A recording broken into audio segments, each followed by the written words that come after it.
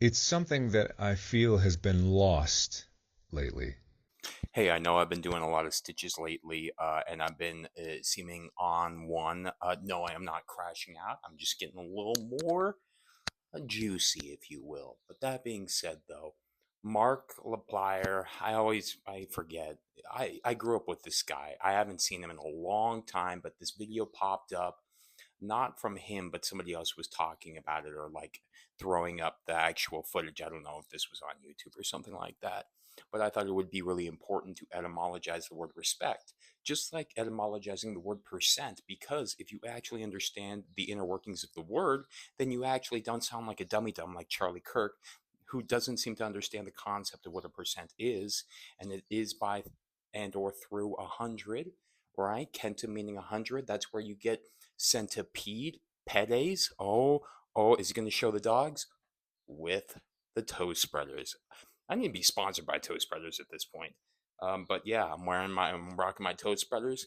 It's really important, you guys, for all my girls out there, especially. I've had to recommend these because we are not like having our feet confined to like these tight toe boxes creates what we call bunions a lot of the time. Sometimes things like plantar fasciitis, the fascia itis, the inflammation of that fascia tissue in the plantar region, if you will. So I'm always trying to combat that kind of stuff because our feet plant us to the ground. They carry this vessel of our body throughout this world, and yet we don't really remember them all that much, right? Remember, thank your big toe, thank your pinky toe, thank you all your toes, thank all those digits, thank your your the fact that you can dorsiflect and plantar flex. Dorsiflect, dorsey, back like a dorsal fin, aka the latissimus dorsi. Now we're just going on a tangent. So if you go just learn something new, maybe you can go contribute to my Ko-Fi. And if not, you can go rate me on over on my Spotify and check out my podcast because I lay down all the knowledge there as well. That being said, consider Toast Brothers, especially if you deal with a lot of foot pain, ankle pain, uh, pronation, right? It honestly helps you to almost mimic short foot. And if you don't know what short foot is, it's a physiological, well, it's not a physiological, it's a PT deal where it's basically strengthening the foot. And it's basically like you trying to spread your toes on the ground and then trying to curl them up and grip the floor without actually curling your toes. It's like you're trying to create a suction with your your feet. And I'm not going to demonstrate it right now because I've already given you shots of the dogs. And good God, for free. Giga gasp, Connerly. That being said, let's get on into it. Because what is respect? And then I'll apply it. Because specto spectare is another word that we see that you guys might know very well from, there's a little feather, from Harry Potter. And I have my gripes with J.K. Rowling. She should have stayed in her lane and needs to stop trying to die in a lane that she shouldn't be dying on. But whatever, girlfriend, you do you if you want. You're losing a lot of your loyal audience, that's for sure. Also, didn't you say that Dumbledore was like gay or something like that? Dumbledore actually in the Old English means bumblebee because it was thought to, well, she created the guise of Dumbledore as to be humming a lot of the time because he liked music so much. So if you didn't know, now you know about that little Harry Potter tidbit.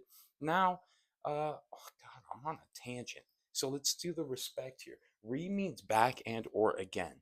This is something like recapitulate, recycle, back and or again. But specto spectare means to spectate and or to look at and or watch. So when you respect someone in its simple, most, raw form, it is to look back at someone, to see them. And in this way, the way that I think about it is like, you know what, you see me, I see you. I will never make you feel small. You will always be seen.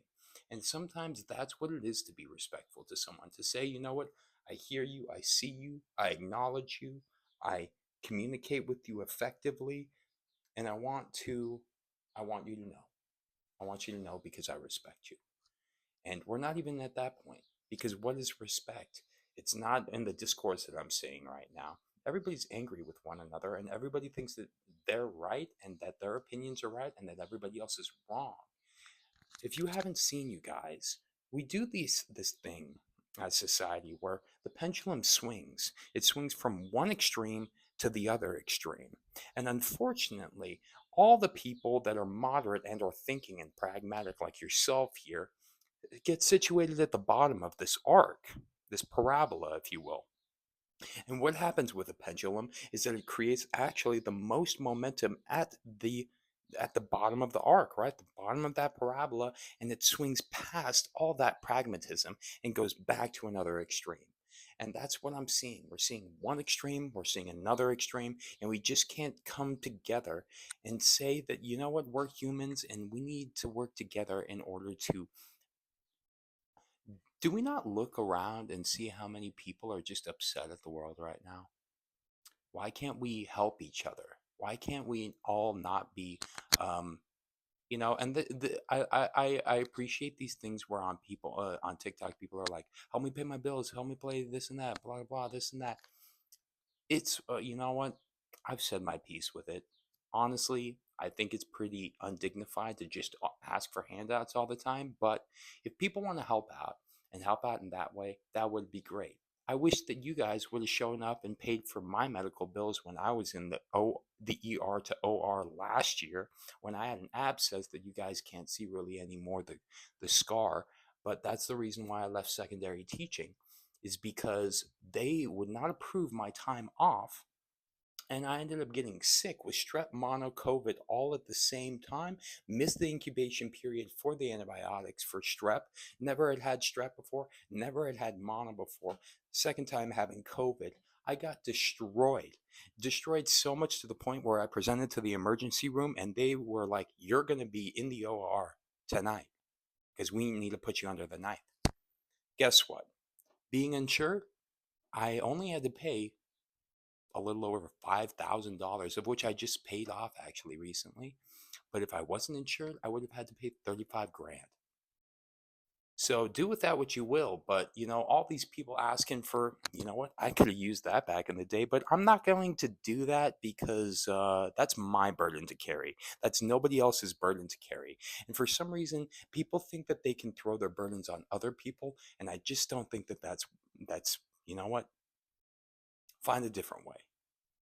All right. We can't just keep on making GoFund accounts for everything in our lives when we still have our 2 feet and we still have the ability to show up for ourselves in any way, shape, or form. I'm done now. That was a gamut. But we got to talk about what I need to apply with this. I hope this is still filming, by the way. It is.